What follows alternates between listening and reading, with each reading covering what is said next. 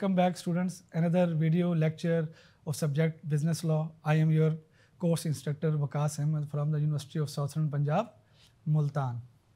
In our previous lecture, we discussed about the rights and duties and obligations of the parties involved in the contract, जिसमें हमने देखा कि क्या एक contract के अंदर एक पार्टीज़ की क्या क्या जिम्मेदारियाँ होती हैं, क्या क्या लायबिलिटीज़ होती हैं, और हमने लास्ट टाइम देखे कि कॉन्टीजेंट कॉन्ट्रैक्ट्स क्या होते हैं। तो कॉन्टीजेंट कॉन्ट्रैक्ट के हवाले से थोड़ा सा एक ओवरव्यू ले लेते हैं कि कॉन्टीजेंट कॉन्ट्रैक्ट ऐसे किस्म के कॉन्ट्रैक्ट होते हैं which depends upon the uncertain happening और नॉन हैपनिंग और इवेंट। फिर हमने देखा कि हैपनिंग ऑफ इवेंट के अंदर जो कॉन्टीजेंट कॉन्ट्रैक्ट होंगे उनका क्या लीगल स्टेटस होगा। फिर हमने देखा कि कॉन्टीजेंट कॉन्ट्रैक्ट एक नॉन हैपनिंग ऑफ अगर इवेंट हो तो उसके अंदर उनका लीगल स्टेटस क्या होगा। फिर हमने देखा कि कॉन्टीजेंट कॉन्ट्रैक्ट का इम्पॉसिबल इवेंट के अंदर लीगल स्टेटस क्या होगा। फिर इसी तरह हमने कुछ लायबिलिटीज़ और राइट्स को डिस्कस किया पार्टीज़ की कि who can perform the contract firstly, किसकी ज़िम्मेदारी होगी पहले कॉन्ट्रैक्ट को परफॉर्म करे, कौन कॉन्ट्रैक्ट पहले कैंसिल करवा सकता है, फिर उसका क्या स्टेटस होगा, कोई कॉन्ट्रैक्ट अगर पार्टी रिफ्यूज़ कर दे परफॉर्म करने से तो उसका लीगल स्टेटस क्या होगा।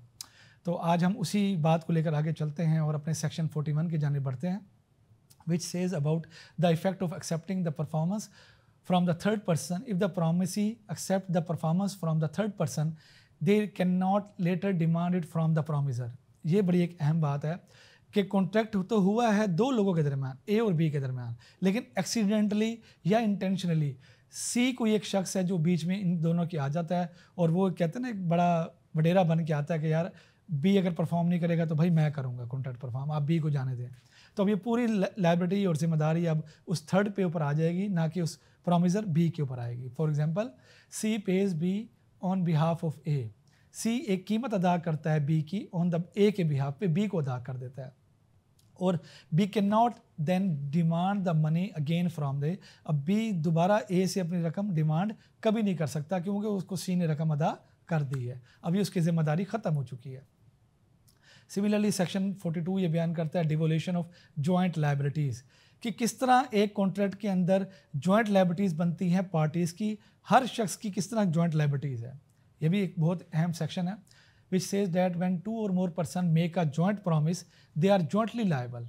कि अगर दो या दो से ज़्यादा लोग कोई कॉन्ट्रैक्ट करते हैं, कोई एग्रीमेंट करते हैं, तो याद रखिएगा सबकी लायबिलिटीज़ इक्वल हैं, बराबर हैं, कोई भी कम नहीं है, कोई भी ज़्यादा नहीं है। उससे तीनों में से, चारों में से या पांचों में से जितने भी लोग हैं कॉन्ट्रैक्ट के अंदर, किसी से भी कॉन्ट्रैक्ट को परफॉर्म करवाने के लिए कहा जा सकता है, किया जा सकता है। For example A B and C, देखिए तीन लोग हैं, ये प्रॉमिस करते हैं to pay the 30,000, B and C must pay if A defaults. अब बी और सी को भी कहा जा सकता है एक ही जानिब से कि भाई अगर ए नहीं दे रहा तो आप दें, इस तरह सी को भी कहा सकता है कि भाई ए और बी नहीं दे रहे तो आप दें, तीनों में से तीनों को भी कहा जा सकता है, या किसी एक को भी कहा जा सकता है पैसे अदा करने के लिए। तो ये जॉइंट लायबिलिटीज़ बनती हैं जब एक से ज़्यादा पार्टीज़ किसी भी कॉन्ट्रैक्ट के अंदर या किसी भी उसके अंदर इवॉल्व हो जाए। जहाँ एक बात ये आप लोगों ने ज़रूर याद रखनी है जॉइंट लायबिलिटीज़ के अंदर, जो कि बड़ी एक इंपॉर्टेंट एक्सेप्शन है, कि जब भी जॉइंट लायबिलिटीज़ के अंदर पार्टीज़ दो से ज़्यादा ही होती हैं, हमेशा 5 से 20 30 100 भी हो सकती हैं, कि अगर किसी एक से ज़्यादा पार्टीज़ की अगर कोई डेथ कॉज हो जाती है, कोई डिसेबिलिटी को हो जाती है कि उनकी अपनी एक एक्सीडेंट की वजह से वो इस काबिल नहीं होते कि कोई कॉन्ट्रैक्ट परफॉर्म करें, तो जो रिमेनिंग पार्टीज़ होती हैं, जो जॉइंट पार्टीज़ होती हैं, उनके ऊपर ये लायबिलिटी जिम्मेदारी बनती है, वो कॉन्ट्रैक्ट को परफॉर्म करेंगे हर हाल में। इसकी मैं आपको एक मिसाल देना चाहूँगा समझाने के लिए। ए और बी और सी ने एक जॉइंट कॉन्ट्रैक्ट किया डी के साथ कि वो उसको ये डिलीवर करेंगे 100 टीवीज़ या एलईडीज़ या जो भी आप इसमें प्रोडक्ट ऐड कर सकते हैं for the rupees 2 lakh rupees. Afterward B disable हो जाता है, सी की डेथ हो जाती है, तो D can claim the LEDs 100 LEDs from the ए जो बचा हुआ बिल्कुल जो सही सलामत है वो उसी से क्लेम कर सकता है कि भाई आप मुझे हर हाल में दोगे। उसी की ये जिम्मेदारी बनेगी, वो उस कॉन्ट्रैक्ट को हर हाल में पूरा का पूरा परफॉर्म करेगा, ये उसकी ज़िम्मेदारी में शामिल है। अब नेक्स्ट मूव करते हैं अपने सेक्शन 43 की जानिब। Any one of the joint promisor may be compelled to perform. The promisee may compel any one of the joint promisor to perform who may recover of the others. अब ये भी उसी से रिलेटेड, जॉइंट लायबिलिटी से related आगे section बात कर रहा है कि प्रोमिसर होगा वो किसी भी एक प्रॉमिसी को कंपेल कर सकता है कॉन्ट्रैक्ट को परफॉर्म करने के लिए।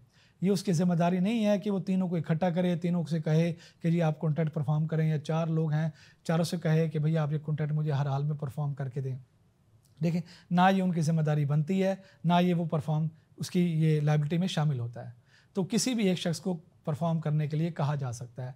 अब आपको मैं इसकी एग्जांपल देंगे कि ए, बी और सी कोई भी 3 लोग हैं, अगर वो डी के साथ कॉन्ट्रैक्ट करते हैं किसी प्रोडक्ट की डिलीवरी के लिए, तो अगर आफ्टरवर्ड सी या बी 2 मुल्क से बाहर चले जाते हैं किसी काम के सिलसिले में, तो डी जो है वो ए को भी कह सकता है कि भाई आप अपना कॉन्ट्रैक्ट परफॉर्म करें, मुझे डिलीवर करें गुड्स ऑन टाइम, वक्त के ऊपर डिलीवर करें। तो ये किसी भी एक शख्स की जॉइंट लायबिलिटी बन सकती है, उसको कंपेल मजबूर किया जा सकता है। अगर वो ऐसा करने से इनकार करता है तो उसके खिलाफ रेमेडीज़ अवेलेबल हैं, वो थ्रू कोर्ट सूट फाइल करके भी उससे रिकवर कर सकता है। अब moving forward our next example, B can be asked to pay the full amount, he can then claim A's and C shares. अब बी आस्क कर सकता है भाई कि भाई आप ए और सी का भी शेयर मुझे दे दें, आप उनसे आपस में खुद कर लेना, क्योंकि आप तीनों को पार्टनर्स हैं, वो तीनों के बजाय किसी एक से भी अमाउंट भी क्लेम इजीली कर सकता है, इसमें कोई परेशानी वाली बात नहीं है। अब सेक्शन 44 क्या कहता है, effect of release of non joint promiser, कि अगर किसी एक ज्वाइंट प्रॉमिसर को रिलीज कर दिया जाए कॉन्ट्रैक्ट से तो बाकियों की लायबिलिटी क्या होगी। फ़र्ज़ करें एक कॉन्ट्रैक्ट के अंदर 3 या 4 लोग हैं, अगर 2 की जिम्मेदारी बनती है, 3 की बनती है, 4 की बनती है, वैसे तो जितनी भी पार्टीज हैं सबकी बनती है, तो प्रॉमिसर की मर्ज़ी है कि अगर वो किसी एक को रिलीज़ करना चाहे अपनी लायबिलिटीज़ तो वो रिलीज़ कर सकता है। तो बाकियों की जो लायबिलिटीज़ हैं वो उससे रिलीज़ नहीं होंगी, उनको परफॉर्म करना पड़ेगा। Releasing one joint promiser does not discharge the other, कि अगर एक प्रॉमिसर को आप कॉन्ट्रैक्ट से डिस्चार्ज करेंगे बाकी उससे डिस्चार्ज नहीं होंगे। For example, if A, B and C are the joint promisor and A is released, B and C remain the liable. अगर ए को वो आज़ाद कर देता है तो बी और सी की जिम्मेदारी बनती है, वो उसको कॉन्ट्रैक्ट को हर हाल में परफॉर्म करेंगे, वो अपनी जिम्मेदारी से बरी ज़िम्मा नहीं है। इसी तरह ही अगर ए, बी और सी हैं, ए और बी को अगर रिलीज़ कर दिया जाता है तो सी की ये लायबिलिटी बनेगी अकेली, वो कॉन्ट्रैक्ट को परफॉर्म करेगा। जितनी भी पार्टीज़ रह जाएंगी उन सब की जिम्मेदारी बनेगी कि वो उस कॉन्ट्रैक्ट को हर हाल में क्या करें, परफॉर्म करें। Now we move forward to our section 45, devolution of joint rights. अब हमने जॉइंट लायबिलिटीज़ की तो बात कर ली, now we discuss about the devolution of joint rights. सबके जॉइंट राइट्स क्या क्या बनेंगे। अब जिम्मेदारी तो देखना, अब उसके बाद राइट्स भी तो कुछ होते हैं प्रॉमिस के, वो भी हम देख रहे हैं जा रहे हैं इंशाल्लाह। When a promise is made to several persons jointly, the right rest with the jointly and after the death with the survivors. कि अगर देख लें इसके एग्जांपल से आपको समझ आ जाएगा क्लियरली कि if A promises to pay B and C jointly, A B और सी से जॉइंटली एक वादा करता है कि इफ़ सी डाइज, कि अगर सी फोत हो जाएगा, the right goes to the B and C's legal representative. तो फिर ये राइट आगे सीज और बी के वरसा में ट्रांसफ़र हो जाएगा इजीली, उनका ये राइट बन जाएगा कि वो अब इस कॉन्ट्रैक्ट को एक्सरसाइज या उससे बेनिफिट ले सकते हैं आराम से। इसकी मिसाल मैं आपको और तरीके से और आसान तरीके से देना चाहूँगा। ए और बी के दरमियान एक कॉन्ट्रैक्ट होता है किसी भी कार के लेन देन के हवाले से। कॉन्ट्रैक्ट हो गया, साइन हो गया, साइन होने के बाद एक पार्टी की अगर डेथ कॉज हो गई है तो उसकी एक दूसरी पार्टी की लीगल हेयर्स की वरसा की जिम्मेदारी बनती है कि उस कॉन्ट्रैक्ट को हर हाल में परफॉर्म करे। उसको कार जो बेचारा ख़रीदने वाला है उसने अगर अमाउंट दे रखी है, कुछ अमाउंट दे रखी है, कुछ रहती है, तो बकाया रिमेनिंग अमाउंट उसके भरोसा वसूल करके गाड़ी उसके हैंड ओवर ईजिली किया जा सकता है। तो स्टूडेंट, यहाँ तक हमारी थोड़ी सी राइट्स एंड लायबिलिटीज़ और बनती थी। इससे आगे जो सेक्शन आ रहे हैं 4, 46 से लेकर 50 तक, उसमें टाइम एंड प्लेस का बड़ा एक अहम रोल है कि किस वक्त और किस जगह पे कॉन्ट्रैक्ट परफॉर्म किया जाना चाहिए। ये कौन बताएगा, इसकी क्या जिम्मेदारी होंगी, हमें इन चारों सेक्शनों के अंदर पता लगता है, जिसको हम डिटेल में अभी हम देखते हैं। Section 46 says that time for performance if no time is specified or performance must be within the reasonable time. कि अगर आपके कॉन्ट्रैक्ट के अंदर कोई टाइम मेंशन नहीं किया गया तो आप गुड्स को कब डिलीवर करेंगे। फॉर एग्जांपल, ए ने बी के साथ वादा किया कि वो गुड्स को डिलीवर करेगा, कोई भी स्पेसिफिक टाइम मेंशन नहीं किया कि 2 बजे करना है, 4 बजे करना है, रात के 12 बजे करना है, तो इनका एक फ़र्ज़ बनता है कि रीज़नेबल टाइम में आप उसको डिलीवर करेंगे, यानी कि ऑफिस टाइम्स के अंदर आप कह लें। अब वो रात के 12 बजे तो गुड्स को डिलीवर करने से रहा, वो एक रीज़नेबल टाइम नहीं बनता। A agrees to deliver goods to B without specifying a time. A B से कहता है कि वो goods deliver करेगा, कोई टाइम स्पेसिफाई नहीं करता. A must deliver them with a reasonable period.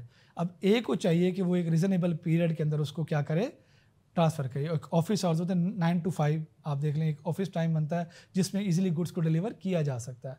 अब वो कहीं आधी रात को तो डिलीवर एक करना रीजनेबल टाइम में नहीं आता. अब सेक्शन 47 क्या कहता है, time and place for the performance when the time is fixed. If the time is fixed the promisee must allow the performance at the time and the place. अब इसमें time और प्लेस दोनों का जिक्र किया गया है सेक्शन 47 के अंदर कि अगर कॉन्ट्रैक्ट के अंदर मेंशन कर दिया टाइम भी और जगह भी, तो फिर उस कॉन्ट्रैक्ट को पूरा करना उस टाइम के ऊपर, उस जगह के ऊपर हर हाल में कंपलसरी हो जाएगा पार्टीज़ के लिए. For example, if A is to deliver and B is warehouse at 10 AM. अब यहाँ पे देखें टाइम 10 AM आ गया और प्लेस बी का वेयर हाउस आ गया कि जो भी उसने गुड्स को डिलीवर करना है बी के वेयर हाउस में ही करना है और 10 बजे सुबह के करना है. B must be present to accept it, और बी ने 10 बजे अपना कोई बंदा वहाँ देना है जो गुड्स को डिलीवर अपने हैंड ओवर कर सके. तो टाइम और जगह पे अगर वो परफॉर्म नहीं कर पाएगा तो कॉन्ट्रैक्ट क्या हो जाएगा, वाइड हो जाएगा. अगर वो टाइम पे डिलीवर हो गया, सही जगह पे डिलीवर हो गया, then it becomes a valid contract. अब सेक्शन 48 इस वाले से क्या कहता है, place for performance when no place is fixed. अगर अब ये सिर्फ प्लेस की हद तक बात की गई है, देखें कि अगर कोई प्लेस का है, वक्त का इसमें कोई अमल दखल नहीं है, वक्त का हम पीछे पढ़ के आ चुके हैं. तो अगर प्लेस कोई मेंशन नहीं की कॉन्ट्रैक्ट में, तो फिर कहाँ पे, किस जगह पे कॉन्ट्रैक्ट आपका एग्जीक्यूट होगा. कोई ऐसी जगह होगी जनरल किस्म की जहाँ पे किसी को कोई मसला ना हो. The promise must ask the promisee to appoint a reasonable place. इस सूरत हाल में एक पार्टी दूसरी पार्टी से राब्ता करेगी, कम्युनिकेट करेगी, भाई बताएं आपने अपने ये गुड्स को, कॉन्ट्रैक्ट को किस जगह पे परफॉर्म करवाना है, कोई रीजनेबल प्लेस बता दें, कोई जगह बता दें. तो इसकी एग्जांपल को हम देख लेते हैं. A agrees to pay B 10,000, B must specify where to receive the payment. अब ए ने बी से वादा तो कर लिया कि मैं 10,000 रुपये आपको दूंगा, तो जगह नहीं बताई, उसमें टाइम फिक्स नहीं किया. अब बी की ये जिम्मेदारी है वो ए से कम्युनिकेट करे और उसको बताए कि भाई आपने फ़लाँ जगह मुझे स्पेसिफाई करता हूँ कि अपने फ़लाँ ये बाईपास चौक के ऊपर है या BZU यूनिवर्सिटी चौक के ऊपर है, मुझे फ़लाँ जगह आपने पेमेंट पहुँचानी है, वो करनी है, प्लेस मेंशन करनी है आफ्टर द कम्युनिकेशन. फिर पार्टीज़ की जिम्मेदारी हो जाएगी, वो उसी दी गई जगह के ऊपर ही उसको डिलीवर करेगा हर हाल के अंदर. अब सेक्शन 49 इस वाले से क्या कहता है, the performance in a manner or at the time prescribed by the promisee if the promisee sets a mood or time of performance and the promiser accept the promiser must follow it. इसमें basically एक party का mood दिया गया कि आप time और place के हवाले से किस मूड में, किस अंदाजे में इस कॉन्ट्रैक्ट को परफॉर्म करते हैं. अब पार्टी ने जो मूड ऑफ डिलीवरी का बताया होगा, कॉन्ट्रैक्ट को परफॉर्म करने का तरीक़ाकार बताया होगा, दूसरी पार्टी की जिम्मेदारी बनेगी वो उसी मूड के तहत ही उसकी जगह पे ही कॉन्ट्रैक्ट को पूरा एग्जीक्यूट करेगा. For example, B ask A to deliver goods at 5 PM at his shop. अब बी और ए के दरमियान कोई एग्रीमेंट हो गया गुड्स को डिलीवर करने का शाम के 5 बजे उसकी दुकान पर. ए मस्ट डू सो. ए ने उसके मुताबिक ही पूरा करना है हर हाल में परफॉर्म. अगर वो पूरा परफॉर्म नहीं करता then the contract becomes void. अगर वो वक्त पे परफॉर्म कर देता है उसकी शॉप के ऊपर ठीक 5 बजे, then it becomes a valid contract. अब सेक्शन 50 को देखते हैं. Performance of promise may be made to the promisee or his agent. Performance must be made to the promisee or to someone authorized by the promisee. देखिए सबसे अच्छी इसमें ये बात की गई है, कोई अगर प्रॉमिसी है, कोई प्रॉमिसर है, उनके दरमियान कोई कॉन्ट्रैक्ट हुआ है या उनके बिहाफ पे कोई एजेंट भी कॉन्ट्रैक्ट परफॉर्म कर सकता है. अब बी को पता है कि ये ए का क्लर्क है. अब आपको पता है हमारा पेशा एक वकालत का है, मैं वकील हूँ और अगर मुल्तान के अंदर अगर मैं प्रैक्टिस कर रहा हूँ तो मेरे मुंशी को, मेरे क्लर्क को सब जानते होंगे कि फ़लाँ वकील का ये क्लर्क है. अब क्लर्क मेरे बिहाफ पे अगर कोई बात करेगा समझा ये जाएगा कि ये उसी वकील ने ही बात की है. इसी तरह ही मास्टर और सर्वेंट का ले लें, बॉस और एम्प्लॉय का ले लें, फादर एंड सन का ले लें. ये वो रिलेशन है जो कि एजेंट वाला रिलेशन ज़ाहिर करते हैं बिटवीन द पार्टीज़. तो एजेंट के बिहाफ पे किया गया कॉन्ट्रैक्ट भी समझा जाएगा कि वो मेन पार्टी की तरफ से ही कॉन्ट्रैक्ट किया गया है और उसको वैलिड और दुरुस्त माना जाएगा. इसकी एग्जांपल देख लेते हैं. A delivers goods to B clerk. A deliver करता है गुड्स को बी के क्लर्क के पास एज अथोराइज, जैसे कि वो अथोराइज है, बी का क्लर्क है. It counts a valid performance. ये कहलाती है हमारी एक वैलिड कॉन्ट्रैक्ट. हर हाल के अंदर, क्योंकि बी के क्लर्क को ही दे दिया गया जो कि उसका ऑथराइज एजेंट है और ए को भी पता ही है उसका एक ऑथराइज एजेंट है, तो उसको डिलीवर करना एक किस्म का वैलिड कॉन्ट्रैक्ट माना जाएगा। तो स्टूडेंट ये था आज का एक लेक्चर जो कि टाइम, प्लेस और थोड़ा सा राइट्स एंड ड्यूटीज़ और जॉइंट लाइबिलिटीज़ के बारे में था। उम्मीद है आपको ये लेक्चर समझ में आया होगा। इंशाल्लाह हम नेक्स्ट लेक्चर में नेक्स्ट टॉपिक के साथ हाजिर होंगे। Thank you so much.